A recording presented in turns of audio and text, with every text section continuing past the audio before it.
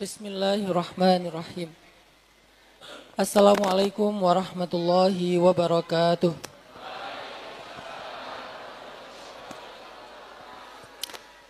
Alhamdulillahirabbil alamin. Alhamdulillahilladzi bi ni'matihi tatimmus shalihat wa bi fadlihi tatanazzalul khairat wal barakat wa bi taufiqihi tatahaqqaqul maqasid wal ghayat.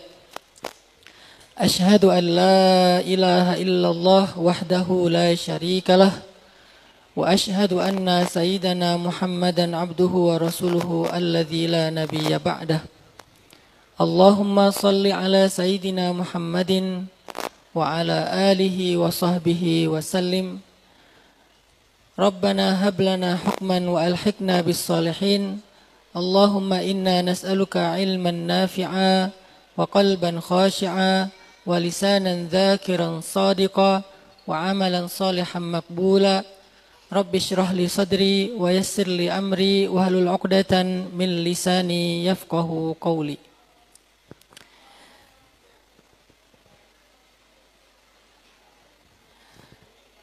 Alhamdulillah, puji syukur kepada Allah Subhanahu wa taala, pada pagi hari ini kita bisa nongkrong di masjid.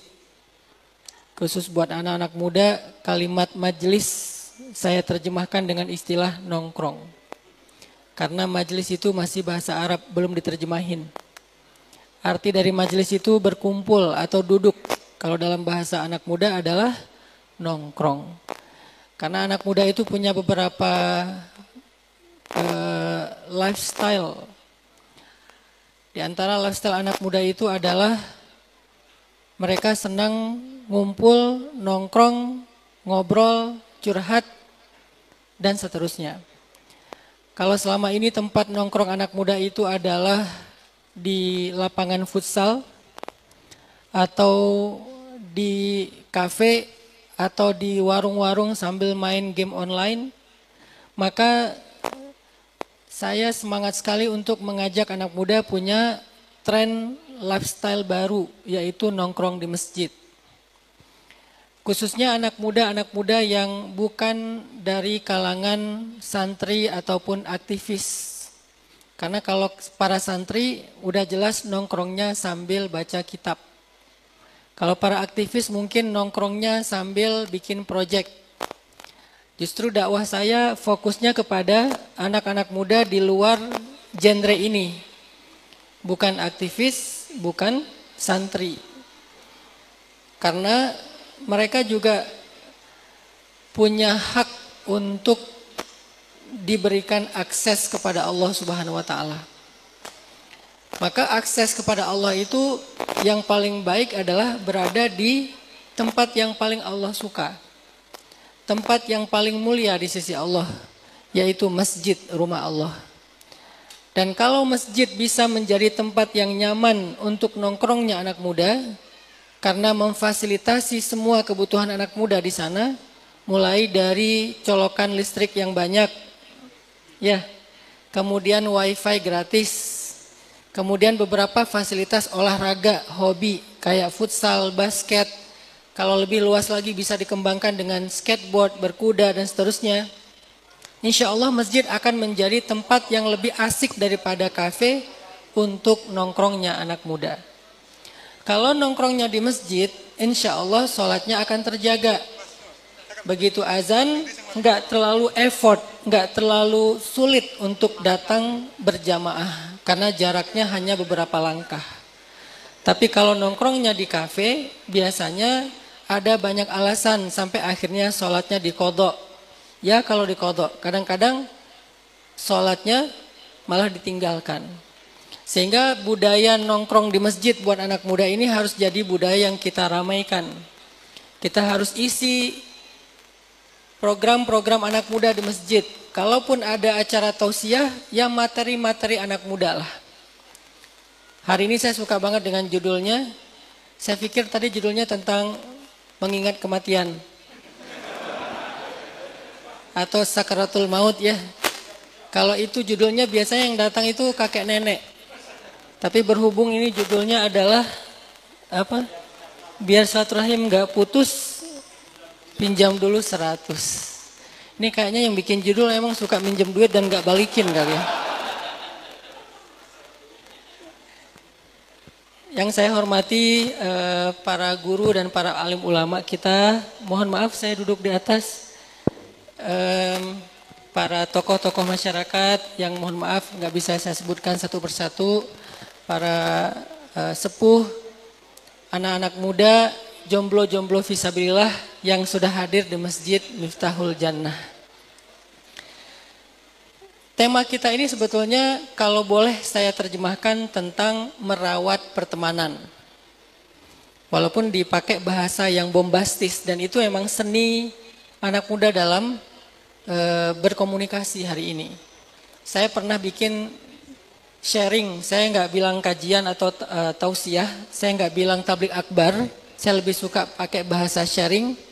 Pertama karena saya bukan penceramah, saya nggak bagus kalau ceramah, saya lebih suka sharing aja di antara teman. Nah, saya pernah bikin satu tema sharing judulnya Jomblo Fisabilillah. Jomblo di jalan Allah.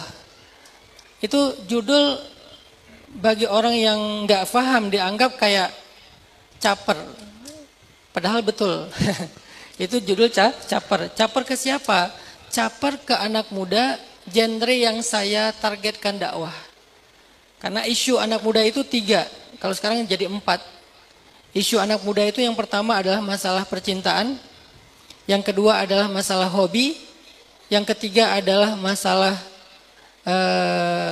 karir, dan sekarang ada isu baru lagi yang cukup memprihatinkan yaitu isu mental.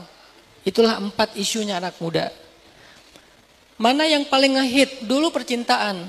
Sekarang kalau kita pengen tahu isu apa yang lagi happening di dunia anak muda, gampang caranya. Buka aja TikTok. Apa yang FYP di TikTok itu berarti lagi jadi isu penting bagi anak muda. Misalnya sekarang yang lagi FYP di TikTok itu adalah tentang terpuji-puji ya. Mau saya nyanyiin? Enggak dah. Terpuji-puji itu kan tentang patah hati ya. Terus dia kayak curhat dengan lagu dari Malaysia yang rap itu kepada mantannya. Berarti isu yang lagi trending itu adalah masalah patah hati. Kemudian lagi ada isu tentang bahasa Korea. Yang kalau dalam bahasa Jawa itu aku rapopo. Apa bahasa Koreanya? Gencana. Gencana yo. Itu lagi trending di anak muda. Atau mungkin kalau pengen tahu juga tren anak muda, lihat di Spotify. Apa top 10-nya lagu-lagu yang ada di Spotify. Sekarang top 10-nya yang bertahan sekian bulan, udah hampir setahun itu adalah jiwa yang bersedih. Sehingga dari top 10-nya Spotify, kita bisa ngedetect, mapping tentang meriset tentang apa isu yang lagi trending, lagi santer di dunia anak muda. Ternyata isu mental, karena itu lagu tentang mental. Berarti cinta mental itu adalah isu penting buat anak muda.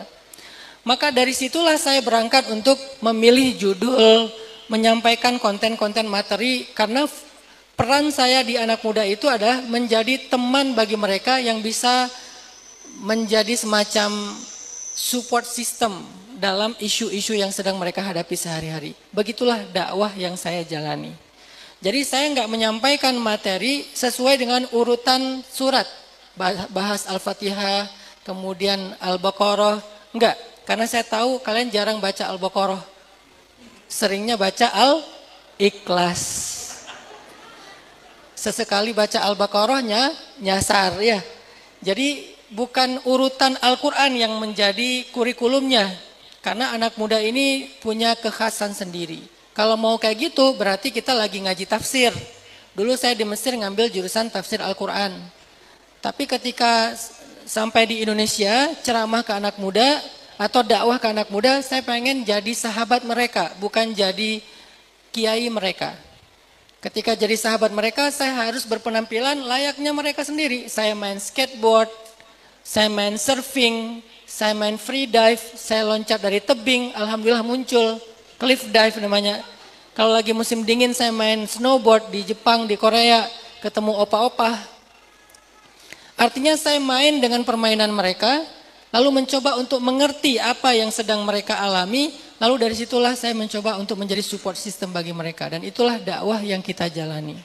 Maka hari ini saya sepakat banget kalau Masjid Miftahul Jannah pengen jadi salah satu tempat favorit nongkrongnya anak muda di sini.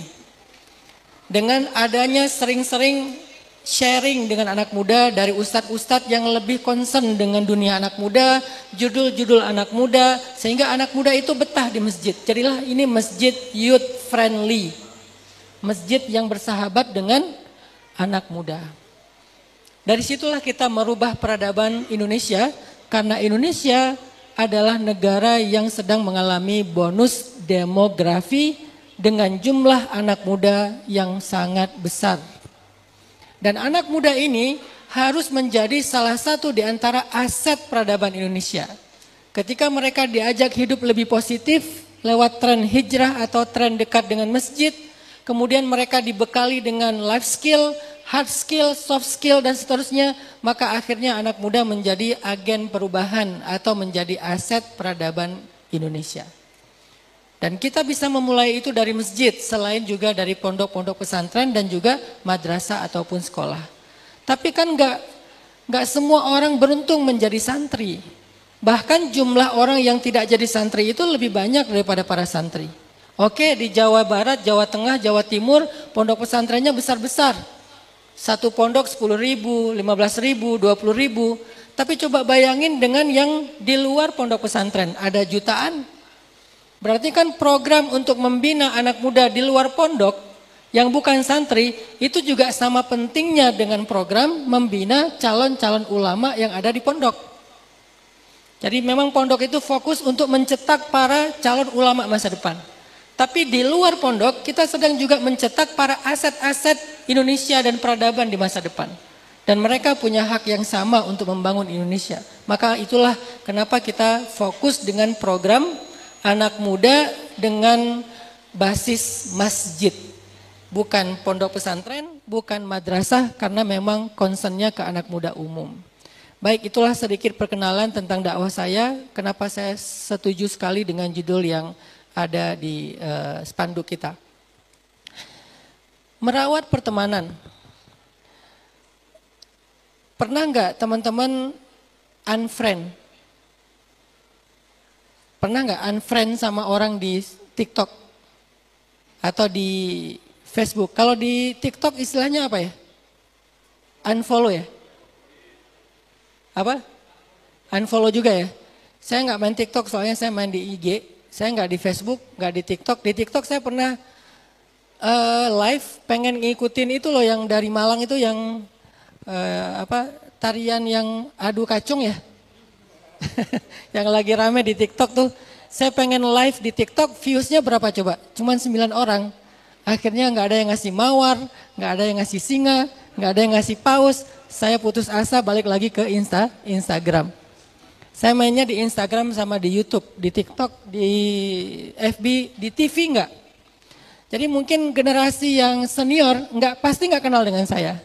Saya pernah diundang di satu masjid, saya pakai kupluk kayak gini.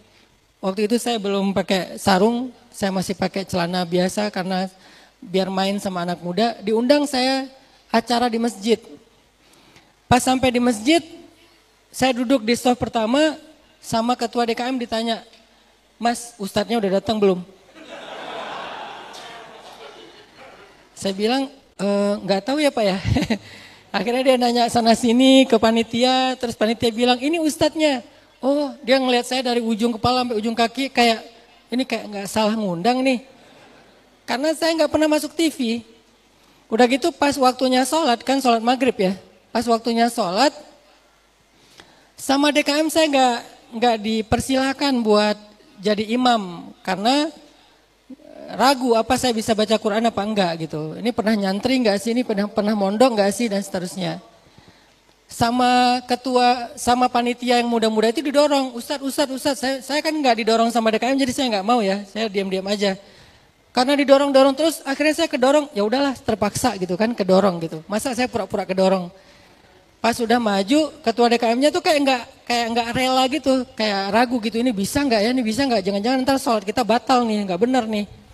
Akhirnya saya mimpin sholat, tapi waktu itu saya kurang ikhlas sih, agak pamer sebetulnya. Dalam hati saya, Bapak meragukan saya, oke. Akhirnya saya sholat, saya baca Al-Fatihah pakai irama Kurdi. Alhamdulillahi Rabbil Alamin, Ar-Rahmanir Rahim, Maliki Yaumiddin. Dalam hati saya, gimana Pak bacaan saya? Agak-agak kurang ikhlas sebetulnya. Beres Al-Fatihah, saya baca album favorit saya, surat Ar-Rahman. Di belakang kedengaran ada yang isak-isak nangis gitu kan. Beres sholat saya langsung balik arah, sambil zikir doa, saya ngeliat ke wajah DKM-nya gini-gini. Alhamdulillah gitu kan, lulus lah ibaratnya. Kenapa? Karena saya nggak pernah masuk TV. Kenapa Ustaz nggak masuk TV? Saya nggak suka. Segmen dakwah saya itu bukan di TV, udah terwakili di TikTok, di Instagram, sama di YouTube. Lagi pula, kalau saya masuk TV, saya selalu ngasih syarat, semua channel ngundang. Tapi saya bilang, boleh nggak saya ikut ngonten, ikut ngeprogram acara itu. Jangan cuma jadi talent, jangan cuma ceramah. Tapi saya ikut memprogram. Kenapa Ustadz? Karena biar sesuai dengan segmentasi anak muda. Kalau cuma ceramah, berarti saya cuma butuh panggung. Maaf, saya nggak butuh panggung. Saya lagi pengen dakwah anak muda, panggung saya udah ada di sosmed. Dan lumayan lah 9,7 juta. Sombong Ustadz, dikit. Nah, jadi nggak terlalu butuh panggung TV. Tapi karena TV-nya nggak mau ngasih saya kesempatan memprogram, akhirnya belum jodoh sampai sekarang. Jadi saya belum masuk TV sampai sekarang, kecuali kemarin nggak sengaja viral gara-gara ada pertanyaan dari seorang peserta, yaitu di luar kendali. Intinya adalah, di sosmed itu kan kita sering unfriend kan. Di sosmed itu kita sering unfollow. Atau kalau di grup itu namanya left group.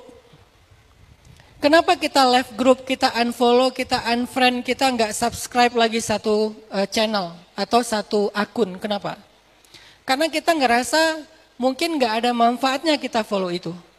Mungkin dia udah nggak lucu, mungkin dia udah nggak menghibur, mungkin dia udah nggak inspiratif, mungkin dia udah nggak seru, mungkin dia udah nggak ngasih kita sesuatu yang kita butuhkan dari informasi-informasi. Seringkali dia posting tentang kecelakaan tapi nggak ada caption. Akhirnya kita dapat captionnya dari komen. Kalau mau cari tahu di mana kecelakaannya, kapan terjadi, bacanya di komen, bukan baca di caption. Akhirnya kita unfollow, kita nggak ikutin lagi akun tersebut. Itu juga terjadi dalam kehidupan kita sehari-hari, teman-teman. Kita sering nggak berteman dengan seseorang, menghindar dari seseorang, ngelupain seseorang, marah kepada seseorang. Itu adalah dinamika hidup. Tapi pertanyaannya sekarang adalah, untuk apa kita berteman? Untuk apa kita nge-follow satu akun? Untuk apa kita ada di sebuah grup? Kita perlu bertanya itu kalau kita ingin menjadi orang yang hidupnya lebih produktif di setiap harinya. Kalau kita pengen iman kita bertambah dan stabil ketika naik turunnya. Kita perlu bertanya, untuk apa kita nge-follow satu akun? Untuk apa kita ada di dalam satu grup? Untuk apa kita berteman dengan satu orang atau satu kelompok manusia, circle? Apa tujuan kita? Kita perlu muhasabah, mengevaluasi tentang pertemanan kita. Salah satu alasan kita berteman yang diajarkan oleh Rasulullah SAW itu adalah, teman itu harusnya menjadi support system dalam hidup kita. Teman itu harusnya menjadi support system iman kita. Teman itu harusnya menjadi support system ibadah kita. Teman itu harusnya menjadi support system behavior atau perilaku kita. Sehingga kalau kita punya support system yang baik, insya Allah kita itu akan selalu terjaga dalam ketaatan dan keistiqomahan. Karena kita nggak bisa istiqomah sendiri. Kita nggak bisa hijrah sendiri. Kita nggak bisa jadi orang benar sendiri. Kita nggak bisa jadi orang sukses sendiri, itu nggak bisa. Kalau kita pengen jadi orang benar, pengen hijrah, pengen soleh, pengen taat, pengen mutadayyin, multazim, istiqomah, maka salah satu yang sangat kita butuhkan itu adalah support system. Dan siapa support system terbaik kita? Di antaranya adalah circle pertemanan kita. Itulah maksud Nabi dalam hadis al-mar'u ala dini khalilih. Seseorang itu tergantung agama teman dekatnya. Kalau saya terjemahkan hadis ini dalam bahasa anak muda, seseorang itu tergantung circle pertemanannya. Siapa circle terdekat dia? Siapa ring satunya dia? Siapa orang yang setiap hari ketemu dengan dia? Siapa orang yang setiap saat chat sama dia? Siapa orang yang setiap saat muncul di FYP-nya dia? Siapa orang yang setiap saat itu muncul di trending topiknya dia? Maka itulah yang menentukan din, kondisi, agama, dan keadaan seseorang dalam hidup. Siapa circle terdekatnya? Maka dari situ para ulama menerjemahkan, oh berarti seseorang itu ketika mau berhijrah, dia butuh yang namanya bi'ah solihah. Bi'ah itu kalau terjemahan umum artinya lingkungan. Kalau terjemahan anak muda artinya circle. Butuh yang namanya al-bi'ah as-solihah, circle positif. Atau bisa juga diterjemahkan dengan as-suhbah as-solihah, pertemanan yang baik. Itulah yang menentukan kita baik atau enggak. Dan ini bagi saya lebih berpengaruh daripada sekolah formal terkadang. Lebih berpengaruh. Saya mengajak para pemerhati pendidikan, orang tua, para tokoh masyarakat untuk lebih concern membangun ini dalam pendidikan anak muda kita di Indonesia. Saat ini kita concern sekali membangun madrasah dan itu bagus. Kita concern sekali membangun pondok pesantren, itu juga bagus. Kita concern sekali membangun TPA-TPA atau tempat-tempat belajar, itu juga bagus. Tetapi tahukah kita, beberapa pola yang kita bangun untuk fasilitas pendidikan tadi, itu tuh punya gap dengan anak muda yang umumnya. Coba misalnya TPA, usia berapa orang belajar di TPA? Rata-rata sampai kelas 6 SD ya. Begitu kelas 1 SMP, dia mulai jauh dari TPA. Begitu dia mulai masuk SMA, dia udah jarang ngaji. Bahkan dia belum bisa ngaji mungkin. Udah mulai meninggalkan sholat. Terakhir dia sholat itu kelas 6 SD. Terus siapa yang akan mengawal kesolihan dia? Kalau dia udah nggak lagi mengakses TPA, tidak lagi sekolah di madrasah, apalagi masuk pondok pesantren. Dia udah nggak mengakses lagi masjid. Dia nggak mengakses lagi lembaga-lembaga pendidikan Islam yang formal atau yang non formal. Terus siapa yang mengontrol perilakunya, kesolehannya, ibadahnya, ketaatannya kepada Allah? Yang mengontrol adalah circle pertemanan. Sehingga salah satu misi dakwah anak muda itu adalah membentuk circle pertemanan positif sebanyak-banyaknya dan sebesar-besarnya. Untuk menjadi salah satu model pendidikan informal. Formal udah ada, non formal udah ada. Yang kurang greget itu adalah pendidikan informal. Apa itu pendidikan informal? Pendidikan yang terbangun secara tidak terstruktur, tidak terkurikulum, tetapi naturali bisa mempengaruhi anak muda dalam perilaku dan ketaatannya. Dan itu salah satunya adalah circle pertemanan. Makanya saya di Bandung, ketika saya bikin dakwah tren hijrah, saya nggak bikin pesantren, tapi saya menyebarkan pesan lewat tren. Itu pelesetan pesantren saya. Saya nggak bikin pondok pesantren, tapi saya menyebarkan pesan lewat tren. Jadi saya bikin tren, lalu pesannya itu dilempar ke tren. Kayak hari ini TikTok sangat berhasil membuat tren. Apa aja jadi trending. Dan trending itu kemudian diikuti oleh para influencer, para TikToker, para selebgram. Akhirnya masif terjadi di seluruh Indonesia. Anak muda mulailah berperilaku seperti apa yang jadi trending. Maka dakwah tren ini menjadi salah satu pola yang saya pakai metode untuk dakwah anak muda. Sebarkan pesan lewat tren. Pesannya apa waktu itu? 2014 saya coba melempar pesan hijrah menjadi tren di masyarakat. Akhirnya hijrah jadi tren masif di seluruh Indonesia. Lalu apa yang dilakukan di dalam tren hijrah ini? Selain kita memperbanyak konten-konten trending tentang hijrah, kita sebetulnya secara silent membangun sebanyak mungkin circle-circle anak muda yang positif. Maka muncullah komunitas-komunitas hijrah di seluruh Indonesia yang dia tidak berafiliasi kepada saya. Dia bukan cabang pemuda hijrah saya. Kenapa? Kalau dia cabang berarti itu organisasi. Dan organisasi itu formal.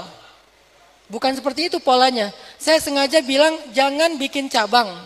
Kalian bukan bagian dari kami. Inisiatif aja. Kalian cari nama sendiri. Ada yang namanya hijrah apa, dan seterusnya. Akhirnya komunitas ini menjadi semacam pertemanan circle positif anak muda setelah mereka hijrah. Dan itulah cara kita membangun pendidikan informalnya anak muda. Ada yang membangun komunitas misalnya anti pacaran. Walaupun namanya macam-macam. Ada yang namanya kemarin jomblo visabilillah yang kita jadikan sebagai istilah anak muda itu jadi film kemarin kan layar lebar. Nama filmnya Jovisa, jomblo visabilillah. Sama Republika, jomblo visabilillah itu dijadikan nama satu event organizer dan komunitas juga. Nah mereka bikin komunitas artinya orang-orang yang nggak mau pacaran tapi belum istiqomah untuk hidup sendiri, godaannya kuat, dia belum kuat untuk melupakan mantan segala macam. Siapa yang menguatkan dia dalam fase hijrah status ini? Komunitasnya, sesama teman saling memberikan semangat, motivasi, kalimat-kalimat yang menyejukkan, saling memberi informasi di mana ada kajian, mereka ngumpul, mereka sharing. Itulah pendidikan anak muda hari ini Bapak Ibu. Selain pendidikan yang dibangun lewat platform sosial media. Anak kecil kita hari ini lebih lama berada di depan layar daripada di TPA. Di TPA cuma 1,5 jam, tapi screen time-nya mereka, waktu di depan layarnya mereka mungkin lebih dari 2 jam sehari, anak SD. Coba kalau kita mau berpikir dan objektif, lebih kebentuk oleh siapa anak kita hari ini? Oleh TPA-nya yang 1,5 jam itu pun gak full karena gantian sama temennya. Paling dia waktunya 5 menit ketemu sama gurunya. Sementara di depan layar dia itu private loh, 2 jam non-stop. YouTube, short, TikTok, segala macam. Dia nonton yang short-short itu selama lebih dari 2 jam per hari screen time-nya. Berarti siapa yang membentuk, mentarbiyah, menjadi guru, mentor, kiai, gus, ustadz, pembimbing bagi anak kita? Sosial media ini. Kita belum mampu membuat platform sosial media yang sesuai kebutuhan kaum muslimin. Sekurang-kurangnya maka kita tampil di sosial media sebagai influencer, bukan sebagai seleb tapi sebagai influencer. Mempengaruhi, menginspirasi, mengajak, itulah fungsi para influencer. Lalu selain itu apa? Tadi pertama kita tampil di sosial media sebagai influencer, yang kedua kita bangun sebanyak mungkin circle pertemanan anak muda berbasis hobi ataupun apa yang menjadi ketertarikan anak muda. Itu harus difasilitasi oleh masjid. Itu harus difasilitasi oleh pemerintah di desa itu atau pemerintah di daerah itu, difasilitasi, disupport, dikasih stimulus, diperhatikan.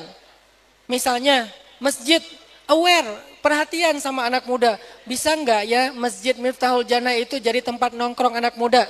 Apa yang bisa kita karyakan dari potensi di sekitar masjid? Oh, kita ada lahan kosong yang enggak kepakai. Coba bikin jadi mini soccer.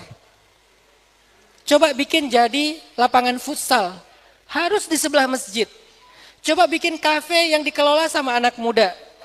Yang setiap waktu azannya dia break dulu untuk sholat berjamaah. Nanti anak mudanya dididik untuk jadi barista. Nanti anak mudanya dididik untuk jadi barista. Anak muda dididik tentang hospitality. Dia kerja di kafe, dia mulai mandiri, punya income. Di kafe itu nanti dikasih meja-meja yang di situ tuh disediakan misalnya kayak buku sejarah atau ya buku-buku sederhana yang tipis, pocket book kayak gitu. Jadi mereka kalau lagi nongkrong buka-buka buku yang lucu-lucu sambil bisa dijadikan bahan topik pembicaraan, distimulus. Dan ini perlu perhatian dari masjid, dari pemerintah, dari tokoh masyarakat, dari kita orang-orang tua. Kalau enggak, secara liar, secara organik, mereka akan mencari tempat-tempat nongkrong lain yang itu tidak terkondisikan. Bisa aja yang diobrolin tentang pornografi. Bisa aja yang diobrolin tentang LGBT. Bisa aja yang diobrolin tentang hal-hal yang sifatnya negatif, bahkan narkoba. Kenapa? Karena kita hanya berfokus untuk membuat satu instrumen dakwah konvensional, yaitu madrasah ataupun TPA di masjid, yang gak terakses oleh anak muda yang umum. Jadi bukan kita mau menyediakan tempat main di masjid, bukan ya. Tetapi masjid lebih aware dengan kebutuhan anak muda. Akhirnya yang main futsal siapa? Anak muda. Siapa tahu nanti di situ kayak dibikin semacam perkumpulan habis main futsal, yuk kita nongkrong 10 menit aja, bedah kitab Riyadhus Shalihin atau bedah kitab Arba'in Nawawiyah yang ringan-ringan dulu aja. Satu hadis habis main futsal, nanti mereka jadi tahu apa itu Islam, apa itu iman, apa itu ihsan, apa itu tasawuf. Mereka belajar pelan-pelan, dibimbing oleh ustadz muda yang main juga bareng dengan mereka. Itu luar biasa pengaruhnya. Pengalaman pribadi saya, alhamdulillah Allah takdirkan menghijrahkan 4 geng motor di Jawa Barat. Satu geng motor itu anggotanya sekitar 50.000 orang, berarti ada sekitar 200 sampai 250.000 anggota geng motor, bukan klub motor, bukan ya. Karena ini dua hal yang berbeda. Kita kadang suka kebalik. Klub motor itu suka motor, kalau geng motor suka berantem, bukan suka motor. Kalau klub motor, aktivitinya touring, itu klub motor. Kalau geng motor, aktivitinya tawuran, begal. Jadi beda antara klub motor sama geng motor. Geng motor itu gangster. Kalau klub motor itu komunitas. Ada 4 geng motor di Jawa Barat dan waktu itu cukup rame, cukup memprihatinkan. Sebagian mereka juga masuk ke supporter bola sehingga terjadi banyak sekali kericuhan dalam pertandingan bola, ada korban jiwa segala macam. Kita hijrahkan, apa pola kita? Pola kita bukan bikin taklim kayak gini. Ini bagi mereka yang sudah hijrah. Bagi mereka yang belum hijrah, pola kita jemput bola. Kita datang ke tempat mereka, saya datang ke tempat mereka, saya nongkrong bareng mereka. Itulah kenapa penampilan saya, hari ini aja saya pakai sarung, pakai baju yang semi-semi batik. Biasanya saya nggak pakai sarung, nggak pakai baju semi batik karena pengen nongkrong dengan mereka.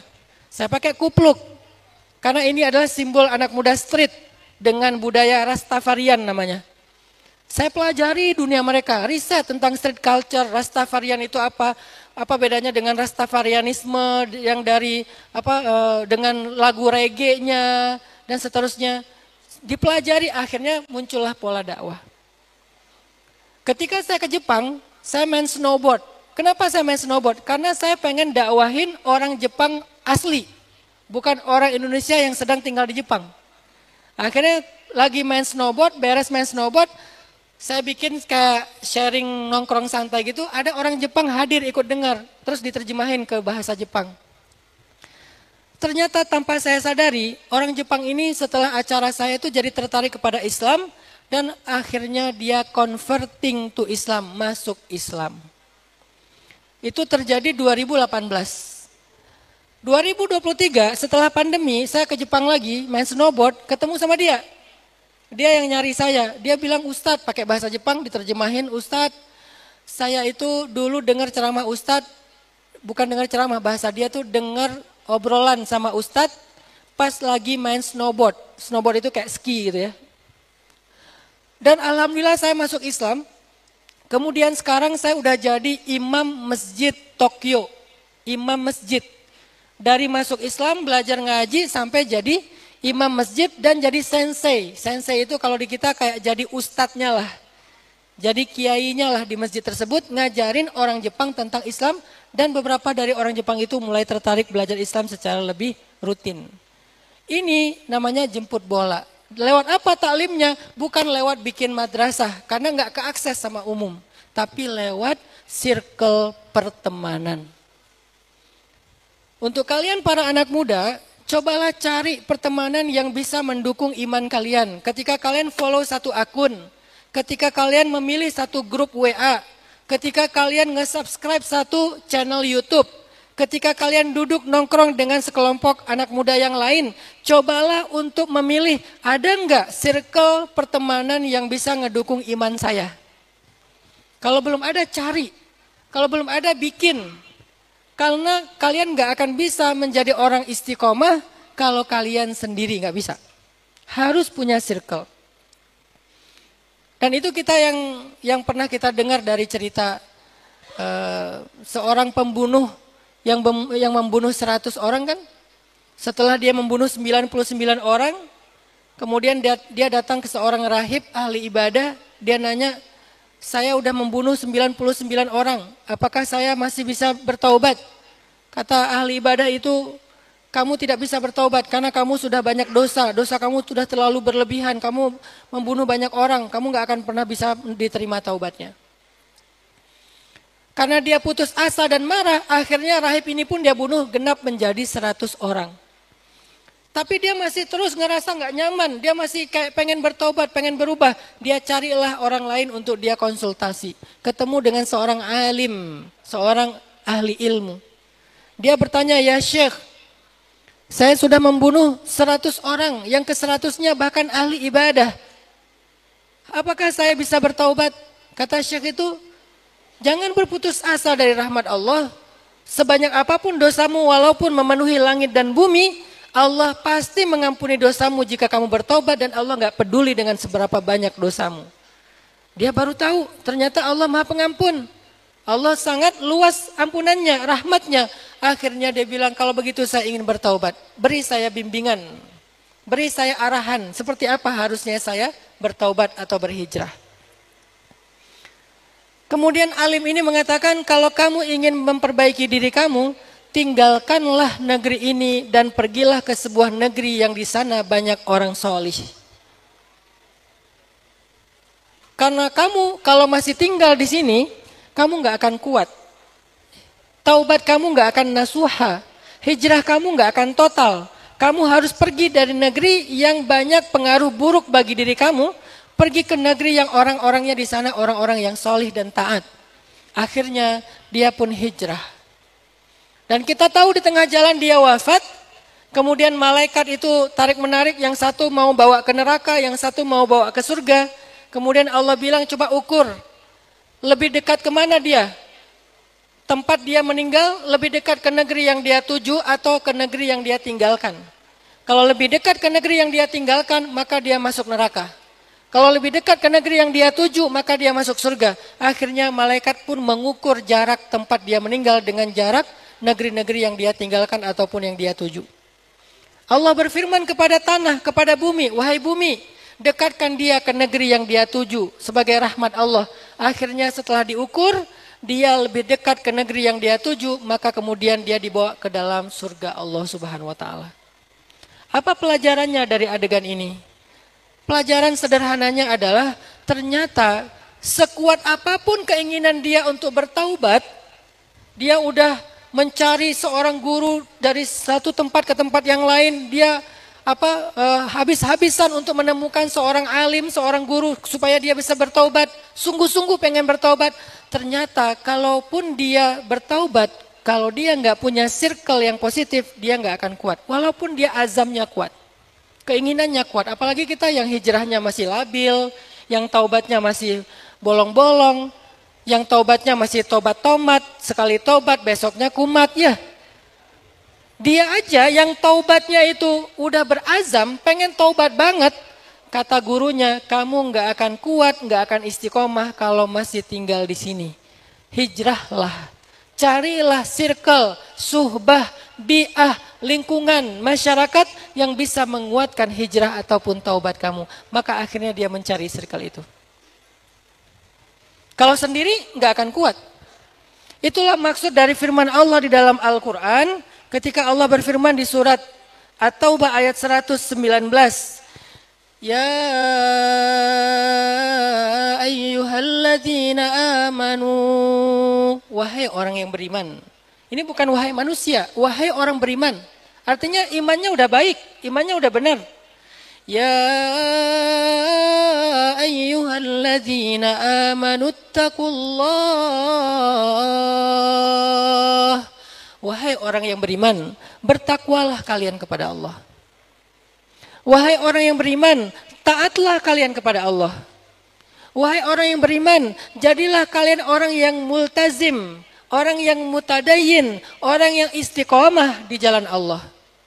Gimana caranya menjadi orang yang taat, yang bertakwa, yang istiqomah?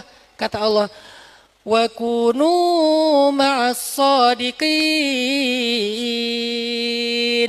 Kunu ma'as sadiqin. Kunu. Apa arti kunu? Jadilah kalian. Kunu itu artinya jadilah kalian. Apa bentuk jadi di sini? Apa arti jadi di sini? Terbentuklah kalian.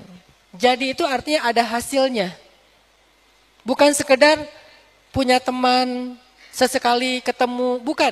Tapi dibentuk oleh pertemanan, dibentuk oleh kelompoknya, dibentuk oleh jamaahnya, dibentuk oleh teman-teman sahabatnya, dibentuk sehingga dia menjadi orang-orang yang bertakwa. Kunu ma'as shadiqin, senantiasalah kalian, adalah kalian, bersahabatlah kalian, jadilah kalian. Ma'a di situ artinya merawat pertemanan, selalu ada, selalu membersamai, jangan pernah meninggalkan. Siapa yang harus kita bersamai? As-shadiqin, orang yang benar. Arti orang yang benar, orang yang senantiasa berpegang kepada kebenaran, yaitu orang solih. Dan ini ayatnya perintah, saking pentingnya mencari teman yang baik, sampai Allah perintahkan, kunu ma'as shadiqin. Masuklah kalian ke grup WA-nya orang-orang solih. Apa masalah kalian? Ustadz, saya tuh pengen khatam Al-Quran, tapi Al-Baqarah aja nggak pernah lewat. Baru baca 1 halaman, udahan. Baca lagi 1 halaman, udahan. Kapan khatamnya Ustadz? Nggak kuat baca Quran. Masuk ke grup orang-orang yang rajin baca Al-Quran. 1 hari 1 juz, 1 hari setengah juz. Lama-lama 1 bulan, 2 bulan, 3 bulan, khatam. Ustadz, saya susah banget bangun pagi. Sholat subuh selalu dijamak dengan sholat duha. Dan itu udah 10 tahun saya istiqomah menjamak subuh dengan duha. Akhirnya cari apa? Carilah grup teman yang rajin sholat subuh.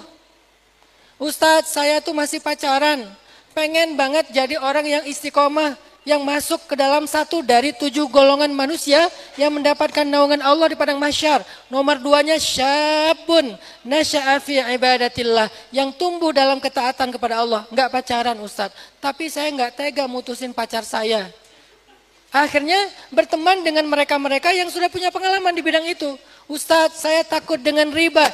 Dengan mereka yang pengalaman meninggalkan riba dan sukses survive dengan ujian hidupnya. Cari teman yang bisa mendukung kita dalam kesolihan. Yang rajin ngaji, yang rajin ke masjid, yang udah mulai sering hadir dalam taklim, yang udah berhijab. Ustadz, saya pengen berhijab tapi malu. Kenapa malu? Pasti karena temannya belum pada berhijab. Jadi ngerasa canggung sendiri di antara teman-temannya yang belum berjilbab, belum menutup aurat, dia canggung sendiri. Maka cari juga teman yang bisa mendukung kita menutup aurat dengan sempurna. Malah ketika kita punya teman yang baik jilbabnya, kita akan malu kalau jilbab kita itu jilbab yang belum sesuai dengan tuntunan syariah. Misalnya jilbab yang masih kelihatan lehernya, atau jilbab yang masih kelihatan telinganya. Karena ada anting-anting bagus pemberian pacarnya, kayak nggak rela gitu kalau nggak kelihatan. Akhirnya jilbabnya diginiin, kelihatan telinga. Atau jilbab yang agak heboh, jilbab tornado yang dililit-lilit ke atas. Ada juga katanya jilbab sakaratul maut yang diikat di leher. Macam-macam bentuk jilbabnya. Tapi karena circle-nya, teman-temannya jilbabnya bagus, menutupi dada.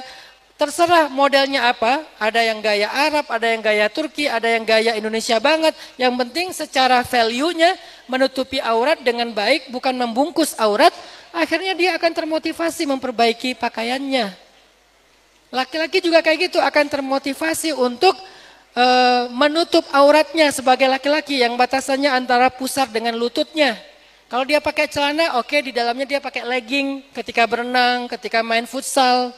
Karena teman-temannya baik dalam menutup aurat. Itu semuanya tergantung teman. Itu semuanya tergantung teman. Sehingga Allah Subhanahu wa taala berfirman, "Ya ayyuhalladzina amanu taqullah wa kunu ma'as-shadiqin." Wahai orang yang beriman, bertakwalah kalian kepada Allah dan senantiasalah kalian dengan orang-orang yang solih atau orang-orang yang benar. Teman-teman yang dirahmati Allah Subhanahu wa taala, satu siang seorang sahabat namanya Hanzalah lagi duduk di pinggir jalan sambil dia megang kepalanya begini. Kayak orang yang lagi sedih. Dia duduk kepalanya dua tangan dia pegang kepala. Lagi galau, lagi sedih, lagi kayak sedang banyak masalah.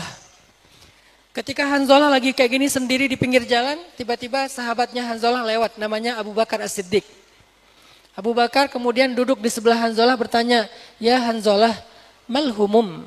Wahai Hanzalah, kamu kenapa? Kamu lagi sedihin apa?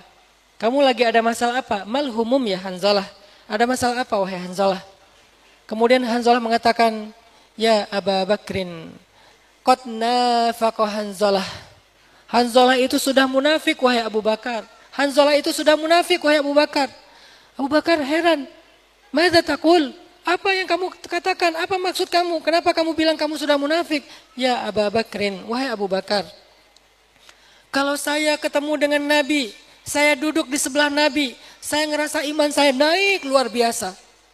Sampai seolah-olah saya bisa mencium aroma surga. Jarak saya dengan surga cuma sejengkal saja wahai Abu Bakar. Tapi begitu saya pulang ke rumah, saya pergi ke pasar, saya jauh dari Rasul, iman saya turun seturun-turunnya sampai seolah-olah jarak saya dengan neraka itu cuma sejengkal. Berarti saya ini enggak benar wahai Abu Bakar. Saya ini sudah munafik wahai Abu Bakar. Sementara kalimat munafik itu bagi mereka kalimat yang sangat berat selain kalimat kafir. Bahkan munafikun, innal munafiqina fid darkil asfali minan nar. Orang munafik itu berada di aspalnya neraka. Aspal loh. Apa itu aspal? Tempat yang paling rendah yang diinjak-injak. Yang bahasa Arab jadi bahasa Indonesia. Asfal. Karena kita nggak bisa bilang fa, jadilah aspal. Innal munafiqin fid darkil asfal minan nar. Orang munafikin berada di aspalnya neraka. Yang paling dasarnya neraka. Dari kata asfal jadi aspal. Tempat yang paling rendah yang diinjak-injak di neraka. Sehingga ketika Hanzalah mengatakan, nafaqa Hanzalah, munafik sudah Hanzalah, munafik sudah Hanzalah. Abu Bakar kaget. Madza taqul ya Hanzalah? Kamu gak salah ngomong mengatakan dirimu munafik.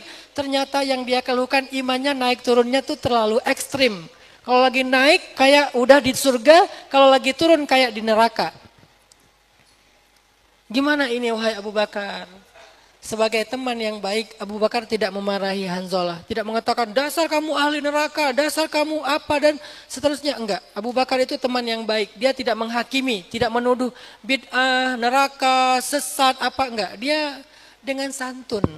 Apa kalimat Abu Bakar? Ya Hanzalah, aku pun demikian. Ini pertemanan namanya. Bukan menggurui, tapi ingin menjadi sahabat yang sama. Aku pun demikian wahai Hanzalah. Aku juga sama, ngerasain yang sama. Apakah aku juga udah munafik wahai Hanzalah? Aduh gimana ini? Akhirnya kata Abu Bakar, gimana kalau kita tanya langsung kepada Rasulullah SAW? Itulah fungsi teman. Dia tidak selalu punya jawaban dari pertanyaan kita. Tetapi setidaknya dialah yang mengajak kita untuk mencari jawabannya. Jadi nggak harus teman kita itu seorang alim, seorang kiai, seorang gus. Mungkin ada gap usia dan gap keilmuan yang kita nggak berani berteman dengan mereka, sungkan. Maka siapa yang bisa berteman dengan kita? Kalau dia tidak punya jawaban, minimal dia yang akan mengajak kita untuk mencari jawaban. Fas'alu ahla dzikri in kuntum la ta'lamun. Nanya kepada ulama kalau kita nggak ngerti. Akhirnya kata Abu Bakar, ya Hanzalah, aku pun demikian. Wa ana kadzalik ya Hanzalah, aku juga demikian wahai Hanzalah. Seolah-olah Abu Bakar ingin membesarkan hati Hanzalah kalau mereka itu sama. Bagaimana kalau kita bertanya kepada Rasulullah SAW? Akhirnya mereka pun datang berdua kepada Rasul, ditanyalah kepada Rasul, akhirnya Rasulullah mengatakan, begitulah iman, naik dan turun. Seandainya iman kamu dalam keadaan naik terus seperti ketika kamu bersamaku, engkau akan menemukan malaikat berjabat tangan denganmu wahai Hanzalah.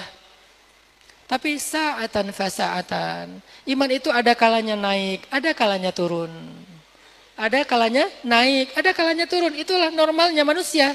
Apa maksud Nabi di dalam kalimat ini? Maksudnya, makanya jangan sendiri wahai Hanzalah. Jangan sendiri. Sering-seringlah membersamai orang yang benar. Sekurang-kurangnya dengan Abu Bakar. Kalau kamu bisa lebih sering ketemu dengan Rasulullah. Supaya apa? Ada kalanya iman lagi naik. Oke, kamu bisa sendiri. Bagaimana kalau iman lagi turun? Kamu butuh Rasulullah, kamu butuh Abu Bakar, kamu butuh Umar, kamu butuh Uthman, Ali, dan seterusnya. Sahabat-sahabat yang istiqomah. Kamu butuh mereka, wahai Hanzalah. Karena iman itu sa'atan fasa'atan. Dalam hadis yang lain, yazidu wa yanqus. Ada kalanya naik, ada kalanya turun. Makanya kalau lagi turun, kamu nggak akan bisa sendiri wahai Hanzalah. Atau kamu ada di circle yang salah wahai Hanzalah. Di pertemanan yang salah wahai Hanzalah. Maka kamu akan jadi orang yang salah, bukan jadi orang yang salih. Karena iman sa'atan fasa'atan. Ada waktunya begini, ada waktunya begitu. Itu Hanzalah. Wa ma adraka man Hanzalah. Tahukah kita siapa itu Hanzalah? Sahabat yang luar biasa. Orang yang soleh. Sebagian ulama mengatakan, walaupun ada yang mengatakan itu yang orang yang berbeda, tapi ada yang mengatakan itu orang yang sama. Dia adalah ghisilul malaikah. Orang yang dimandikan oleh para malaikat. Yang ketika wafat, syahid, dimandikan dengan air dari surga oleh para malaikat. Hanzalah ghisilul malaikah. Tapi orang seperti ini ternyata nggak bisa soleh sendiri. Sekelas Hanzalah nggak bisa soleh sendiri. Sekelas Abu Bakar nggak bisa soleh sendiri. Sekelas Umar nggak bisa soleh sendiri. Kesolehan mereka itu dengan watawasau bil haqqi watawasau bis sabr. Harus dengan circle yang bisa saling menguatkan dalam kebenaran dan dalam kesabaran. Itu Hanzalah. Begitu juga Abu Umamah. Satu ketika Abu Umamah tuh duduk di masjid lama banget. Terus Nabi nanya gini kepada Abu Umamah. Ya Aba Umamah, mali araka fi masjidin min ghairi waqtis shalah. Wahai Abu Umamah, kenapa aku sering ngelihat kamu di masjid padahal belum waktunya salat? Ya Abu Umamah. Bukan waktunya salat, kenapa kamu sering di masjid ya Abu Umamah? Apa jawaban Abu Umamah? Ya Rasulullah, humumun wa duyunun. Humumun wa duyunun ya Rasulullah. Saya lagi banyak masalah, saya lagi sedih ya Rasul. Saya lagi punya pinjol ya Rasul. Lagi punya hutang ya Rasul. Makanya dia ngelamun aja di masjid. Gak punya teman sama sekali. Akhirnya Nabi duduk di sebelah Abu Umamah. Nabi bilang, ala u'allimuka kalimat. Idza qultaha fis sabah wa masa, adhaballahu humumak wa dafa'allahu duyunak. Mau nggak aku ajarin satu kalimat yang kalau kamu dawamkan bacaan ini setiap pagi dan petang, Allah akan menghilangkan sedihmu dan akan membayarkan hutangmu. Apa itu ya Rasulullah, kata Abu Umamah? Katakan setiap waktu pagi dan petang, Allahumma inni a'udzubika minal hammi wal hazan wa minal ajzi wal kasal wa minal jubni wal bukhl wa min ghalabatid daini wa qahrir rijal. Kata Abu Umamah, setelah saya mendawamkan doa itu di waktu pagi dan petang, adhaballahu anni duyuni humumi wa dafa'allahu duyuni. Allah menghilangkan kesedihanku dan Allah membayarkan hutang-hutangku. Apa pelajarannya di sini? Pelajarannya di sini ternyata ketika kita galau, ketika kita sedang sedih, mungkin kita nggak langsung menemukan solusi dalam hidup kita, tetapi kita minimal menemukan kekuatan untuk menghadapi masalah kita. Dari mana kita menemukan kekuatan itu supaya kita nggak berputus asa? Dari teman terdekat kita. Beruntungnya Abu Umamah, temannya adalah Rasulullah. Makanya mereka dikenal dengan sahabat Nabi, karena bersahabat dengan Nabi. Bukan cuma kenal, tapi bersahabat dengan Nabi. Bersahabat itu artinya sering komunikasi, curhat, ngobrol, minta nasihat, dengerin tausiah, kemana-mana membela Nabi, jadi berkhidmat kepada Nabi. Mereka jadi pembantunya Nabi, mereka menyelesaikan hajat-hajat Nabi seperti Abdullah bin Mas'ud dan Anas bin Malik. Mereka bersahabat dekat dengan Nabi, mulazamah dengan Nabi. Sehingga akhirnya mereka termotivasi oleh Nabi. Kemana mereka pergi, Nabi ngasih motivasi buat mereka. Itulah pentingnya sahabat dekat kita.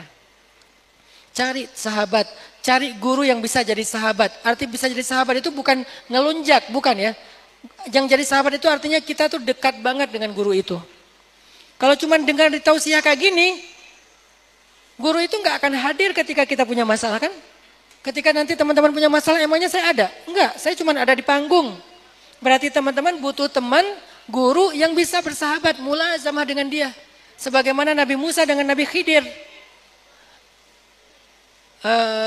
Hal attabi'uka ala an tu'allimani mimma 'ullimta rusyda? Innaka lan tastati'a ma'iya sabra. Boleh enggak saya ikut engkau wahai Nabi Khidir? Boleh enggak saya ikut engkau?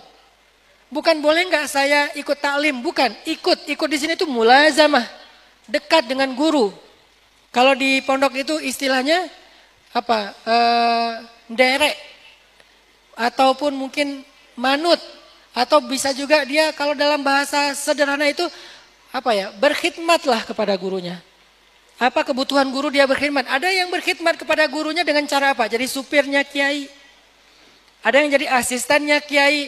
Tahukah kalau dia itu sebetulnya orang yang paling beruntung di antara semua muridnya? Kenapa? Muridnya hanya mendengar nasihat kiainya di atas panggung, tapi dia full dalam beberapa jam, mungkin 20 jam sehari atau 18 jam sehari, terus bersama gurunya. Melihat gurunya lagi berzikir, termotivasi untuk berzikir. Ngelihat gurunya lagi murojaah hafalan, kalau gurunya seorang hafiz, jadi termotivasi untuk menghafal, walaupun baru 2-3 surat. Melihat gurunya sholat tepat waktu, jadi termotivasi sholat tepat waktu. Melihat gurunya akhlaknya baik dalam bergaul kepada orang lain, dia juga meniru kebaikan akhlak tersebut. Itulah pendidikan terbaik, lebih daripada ketika dia di pondok. Di pondok dia belajar teori, belajar syariat, tapi di sini dia belajar hakikat, dia belajar tasawuf, dia belajar riyadhah, dia belajar suluk langsung dengan mursyidnya, gurunya. Maka kita butuh guru yang jadi mursyid, bukan guru yang sekedar menjadi muallim. Apa bedanya muallim dengan mursyid? Muallim itu mengajarkan ilmu, mursyid itu mengajarkan hidup. Karena al-irsyad atau ar-rusydu dalam bahasa Arab artinya husnut tasarruf fi syai', itu artinya rusydun. Rabbana atina min ladunka rahmah wa hayyi' lana min amrina rasyada. Dulu saya di Mesir belajar tafsir, jadi kita tuh belajar tafsir tuh huruf demi huruf dibedah, kata demi kata dibedah. Wa hayyi' lana min amrina rasyada. Ma makna rusyd? Apa arti rusydun? Kata ulama bahasa, rusydun artinya husnut tasarruf fi syai', baik dalam menjalankan, mengamalkan, melakukan sesuatu. Itu namanya rusydun. Berarti orang yang menjadi pembimbing dalam kata rusydun itu disebut dengan mursyid.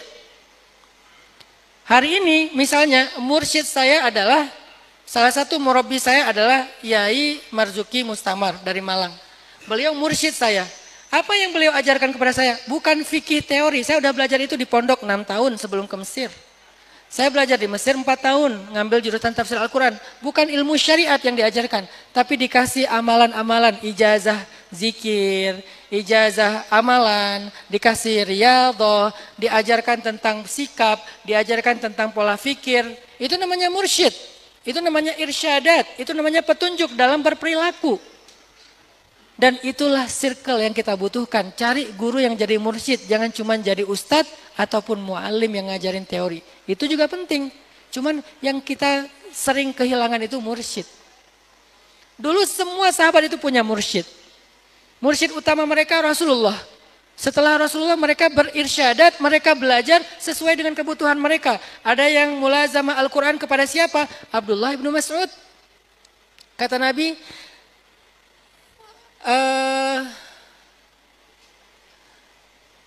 man yuridu ay yaqra al-Quran ala ratbi kama anzal falyaqra ala Abdullah ibni Ummi Abd.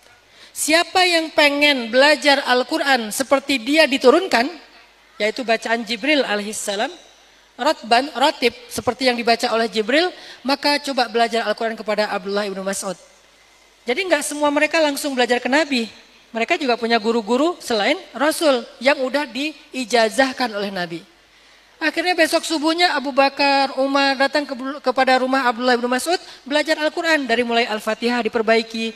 Ya Abdullah, bagaimana Jibril membaca Al-Fatihah? Abdullah mencontohkan, gini cara Jibril membaca Al-Fatihah. Jibril loh contohnya. Bagaimana cara Jibril membaca Al-Ikhlas? Gini loh cara Jibril membaca Al-Ikhlas. Di mana Jibril berwakaf? Di sini Jibril berwakaf. Bagaimana cara Jibril membaca huruf kasrah? Bagaimana Jibril membaca huruf tafkhim, tarqiq dan seterusnya? Mereka belajar langsung kepada Abdullah bin Mas'ud. Siapa yang ingin didoakan oleh para malaikat, maka bacalah Al-Quran seperti Abu Musa al-Ash'ari dan juga Usaid bin Hudayr. Akhirnya mereka datang kepada Usaid. Mereka datang kepada Abu Musa al-Ash'ari. Ada lagi cerita yang populer. Nabi lagi duduk dengan sahabat-sahabat muhajirin. Terus tiba-tiba Nabi bilang gini, tunggu ya, bentar lagi ada seorang laki-laki lewat dan dia itu ahli surga. Akhirnya para sahabat nungguin, mana laki-lakinya? Pas lewat laki-laki Ansor, gak terkenal sama sekali. Kita baru tahu namanya kalau kita ngulik hadisnya. Karena di hadis itu gak disebutkan namanya. Saking gak terkenal. Lewatlah seorang laki-laki Ansor. Para sahabat bertanya, "Ahuwa ya Rasulullah?" Dia ya Rasulullah.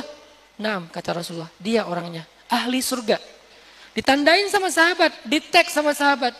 Besoknya nongkrong lagi di masjid. Kata Nabi, tunggu ya. Bentar lagi seorang laki-laki lewat dan dia ahli surga. 3 hari berturut-turut dengan kalimat yang sama. Sebetulnya Nabi lagi nyuruh sahabat untuk belajar kepada dia.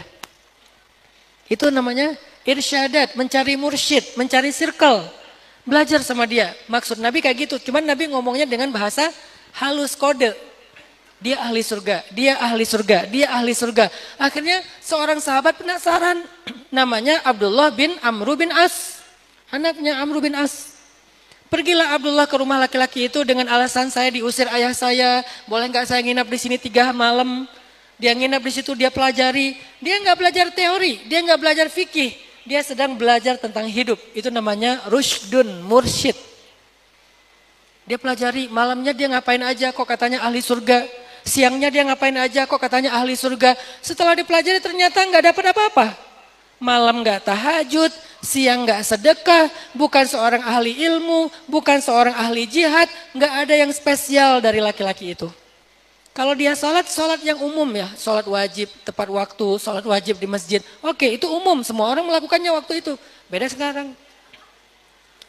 Akhirnya setelah dipelajari 3 malam gak nemu yang spesial, Abdullah bilang kepada laki-laki itu, ya akhi, saudaraku, kalau boleh jujur sebetulnya saya gak diusir sama ayah saya. Saya cuma penasaran karena kata Nabi 3 kali berturut-turut engkau itu ahli surga. Saya pengen belajar dari kamu, apa amalan rahasia kamu, apa keseharian kamu, apa yang kamu lakukan sehingga kamu dijamin masuk surga oleh Rasulullah SAW. Dan itu berarti jaminan dari Allah. Tapi saya nggak nemuin apa-apa. Kamu bukan ahli ibadah di malam hari. Kamu bukan ahli sedekah di siang hari. Kamu bukan ahli ilmu. Apa kelebihan kamu? Tahu nggak jawabannya apa? Kata dia, saya tidak pernah iri dengki kepada orang lain. Itulah kelebihan dia. Dia masuk surga bukan dengan amal zahirnya. Tetapi dia masuk surga dengan amal batinnya. Apa amal batinnya? Gak pernah iri dengki sama orang lain. Ketika ada orang lain dapat nikmat, dia bersyukur. Alhamdulillah ya Allah, tetangga saya beli rumah, beli mobil, naik haji, jalan-jalan dan seterusnya. Nambah follower. Alhamdulillah ya Allah, dia yang bersyukur. Ketika ada orang lain dapat musibah, dia yang bersedih. Ya Allah tolonglah saudara saya, kasihan dia dan seterusnya. Hatinya bersih, tidak ada rasa iri dengki kepada orang lain.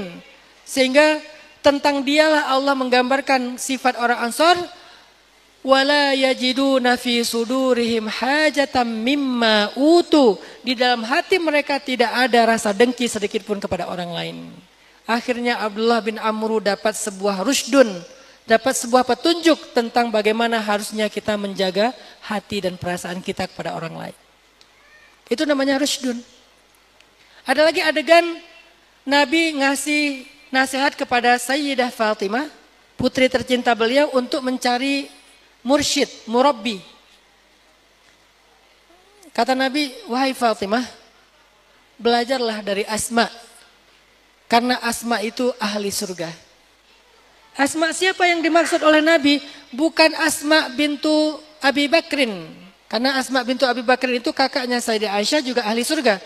Tapi yang dimaksud oleh Nabi itu adalah Asma bintu Umais. Pernah dengar nama ini? Asma bintu Umais. Perempuan ahli surga yang menikahi 3 laki-laki, 3-3-nya ahli surga. Ini dahsyat Asma ini. Perempuan yang menikahi 3 ahli surga. Suami pertama ahli surga, suami kedua ahli surga, suami ketiga ahli surga. Gimana Ustadz? Siapa suami pertamanya? Suami pertamanya adalah Ja'far. Ja'far sepupu Nabi. Suami kedua adalah Abu Bakar. Dan suami ketiga adalah Ali bin Abi Thalib setelah Fatimah wafat. Suami pertama syahid, Ja'far, Tayyar, lalu menikah dengan Abu Bakar. Abu Bakar meninggal, menikah dengan Ali. Begitulah Asma, perempuan yang menikahi 3 ahli surga. Dan dia sendiri ahli surga. Makanya Nabi bilang kepada Fatimah, waktu itu Asma masih sama Ja'far, Fatimah sama Ali. Kata Rasulullah, ya Fatimah, wahai putriku tersayang, belajarlah kepada Asma. Akhirnya Fatimah pergi ke rumah Asma.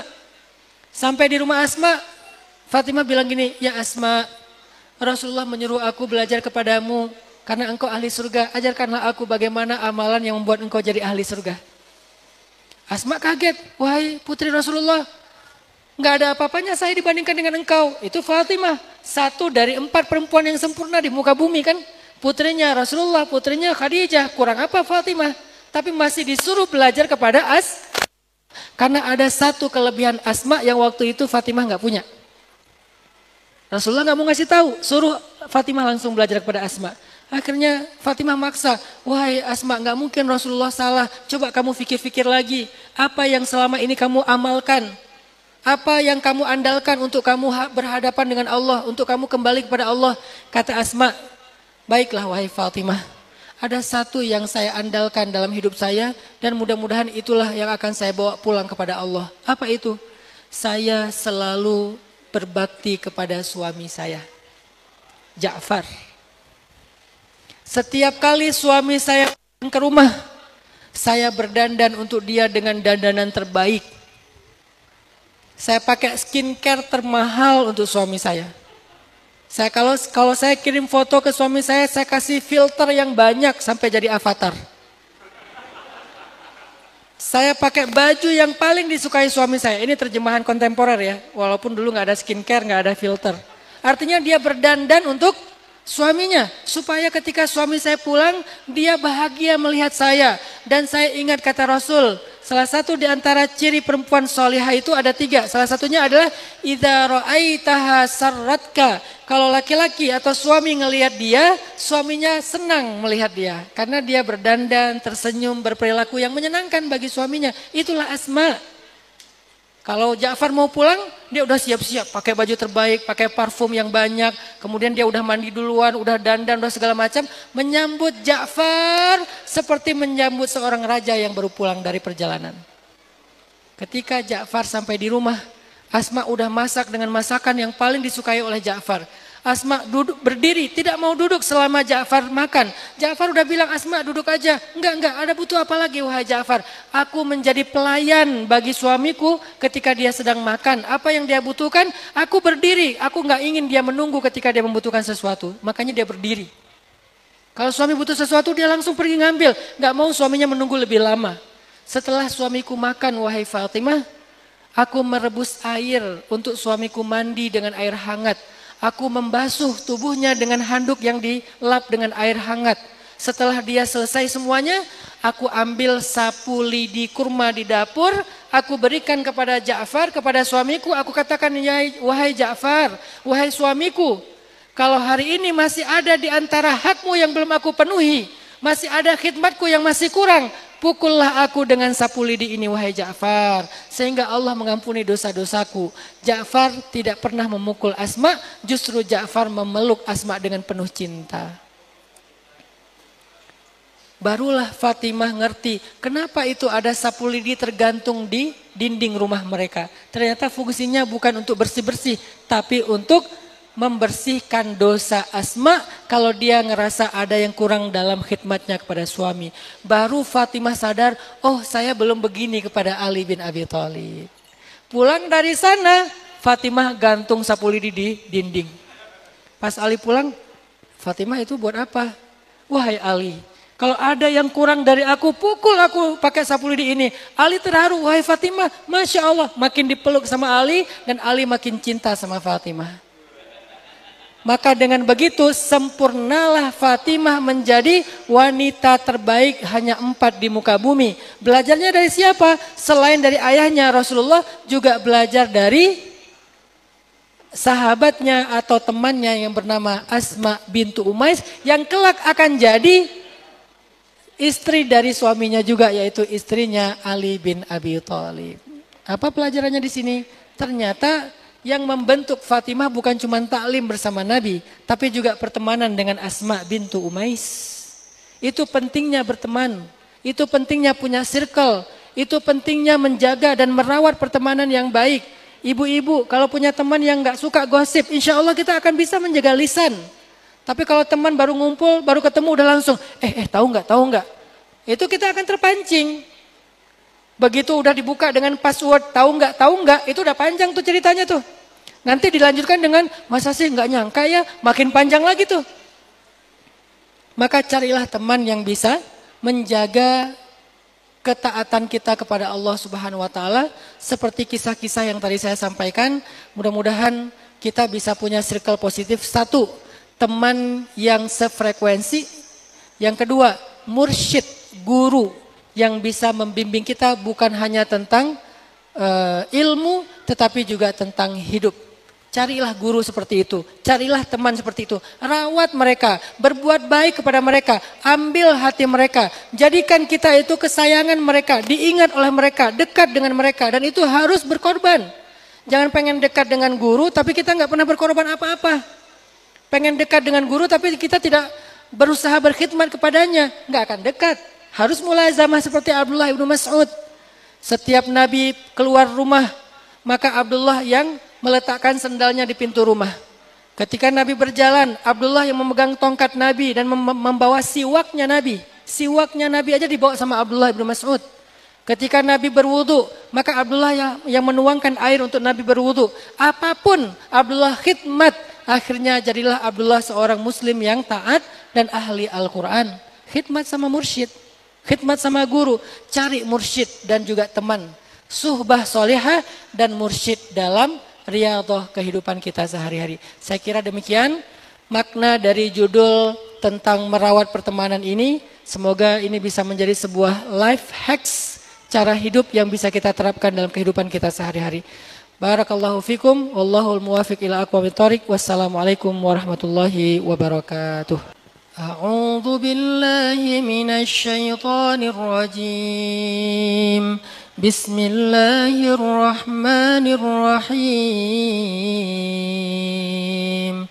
Allahumma lakal hamdu kulluh wa lakal syukru kulluh wa ilaika yurja'ul amru kulluh sirruhu wa alaniyatuh.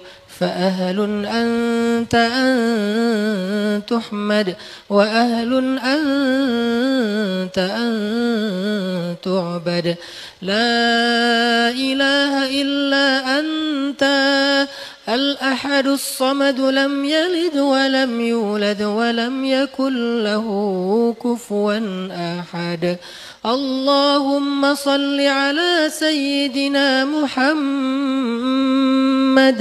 وعلى آله وأصحابه وسلم اللهم اغفر لنا ذنوبنا اللهم اغفر لنا ذنوبنا اللهم اغفر لنا ذنوبنا يا غفار يا غفار يا غفار اغفر لنا ذنوبنا اغفر لنا ذنوبنا ولوالدينا وارحمهما كما ربيانا صغارا اللهم يا حي يا قيوم يا حي يا قيوم يا حي يا قيوم برحمتك نستغيث أصلح لنا شأننا كله ولا تكلنا إلى أنفسنا طرفة عين. اللهم إنا نسألك هداك والجنة ونعوذ بك من سخطك والنار. اللهم إنا نسألك رضاك والجنة ونعوذ بك من سخطك والنار. اللهم إنا نستودعك أمورنا كلها فإن لم تكن لها فمن لها وأنت خير حافظا. اللهم إن كنت كتبتنا من أهل الشقاوة فامحنا واكتبنا من أهل السعادة فإنك تمحو ما تشاء وتثبت وعندك أم الكتاب. ربنا آتنا من لدنك رحمة وهيئ لنا من أمرنا رشدا واجعل لنا من كل ضيق مخرجا ومن كل هم فرجا ومن كل عسر يسرا. اللهم أعز الإسلام والمسلمين. اللهم أعز الإسلام والمسلمين وأذل الشرك والمشركين ودمر أعداءك أعداء الدين. اللهم انصر إخواننا المسلمين في فلسطين. اللهم انصر إخواننا المستضعفين في غزة. اللهم انصر إخواننا المجاهدين في غزة. اللهم وحد صفوفهم وسدد رميهم واشفي جرحاهم وتقبل وارحم شهداءهم. اللهم ارحم أموات المسلمين. اللهم كن لهم ولا تكن عليهم. اللهم انصرهم فإنك خير الناصرين. اللهم افتح لهم فإنك خير الفاتحين.